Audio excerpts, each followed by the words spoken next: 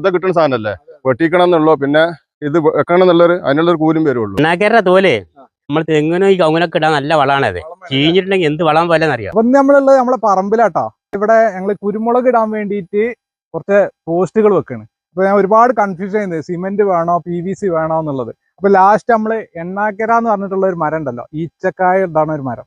അപ്പൊ അതിന്റെ കൊമ്പാണ് ഇന്ന് നമ്മളിവിടെ കുത്തിയിട്ടുള്ളത്. അത് ഏകദേശം ഒരു മാസത്തോളം 20 ദിവസം പോലെ എടുക്കും ഇത് പൊടിച്ചു വരാൻ, അല്ലേ കുഞ്ഞാപ്പാക്ക? അപ്പൊ അത് കഴിഞ്ഞിട്ട് നമുക്ക് ഇതിലൊക്കെ കുരുമുളക് ഇടണം.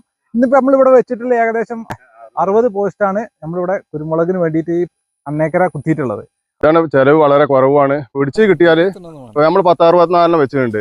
അതൊരു 50 കിട്ടിയിട്ടുണ്ടെങ്കിൽ ഏറ്റവും ഫസ്റ്റ് അതാണ്. കുരുമുളകിലേക്ക് എല്ലാവരും തിരിഞ്ഞു വരുന്നുണ്ട്, കവുങ്ങ് വെക്കുന്ന എല്ലാം ഉണ്ട്. പക്ഷെ ഫസ്റ്റ് ഇപ്പൊ ഇവിടെ നമ്മളെ ജാബിയാണ് ചെയ്യുന്നിട്ട് കണ്ടിട്ടുള്ളൂ.